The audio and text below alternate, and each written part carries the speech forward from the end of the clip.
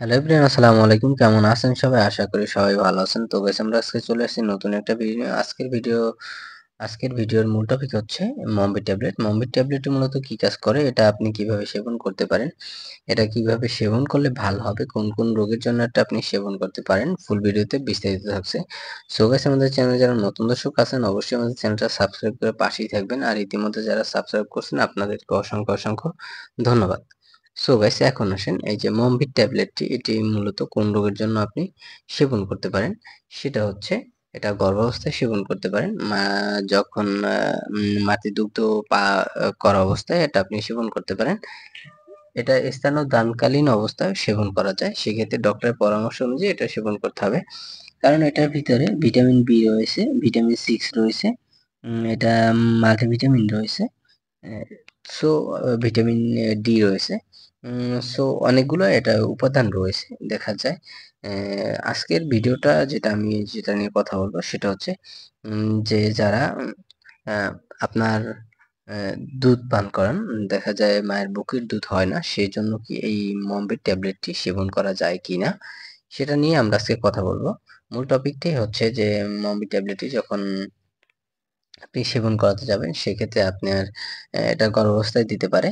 এটা হতে পারে আপনি যে স্তন্যদানকালীন সময় এটা ডক্টর দিতে পারে। তারপরে বেসিক্যালি যেটা হচ্ছে সেটা হচ্ছে যখন মায়েদের ক্ষেত্রে দেখা যায় যে বুকের দুধ আসে না, বাচ্চা বুকের দুধ পায় না, তখন এটা সেবন করার জন্য ডক্টর দেয়। সো বেসিক্যালি বেশি সমস্যার জন্য এই সমস্যাটার জন্যই বেশি দেওয়া হয়।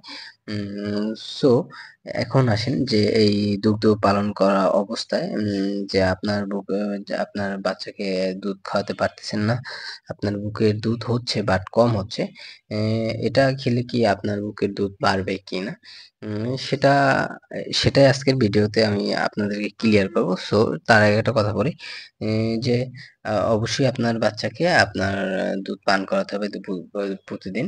তারপরে যেটা একটা বিষয় হচ্ছে যে আমাদের ঘরোয়া পদ্ধতিতে যে কিছু খাবার আছে সেগুলো আগে, খাবারগুলো সবগুলো আমাদেরকে খেতে হবে, ভালোভাবে খেতে হবে। তারপরে একটা বিষয় আছে যে দেখা যায় কদু বলে যেটাকে, ওইটা আপনি কি লাউ কদু যেটা বলেন সেটা খেতে পারেন। সো তারপরে যদি আপনি লাস্ট চিকিৎসায় সেটা যেতে চান সেটা হচ্ছে যে আপনাকে তখন এই মম্বি ট্যাবলেটটি এটা সেবন করতে পারেন। এটা হচ্ছে দিনে ১টা থেকে ২টা আপনি সেবন করতে পারেন।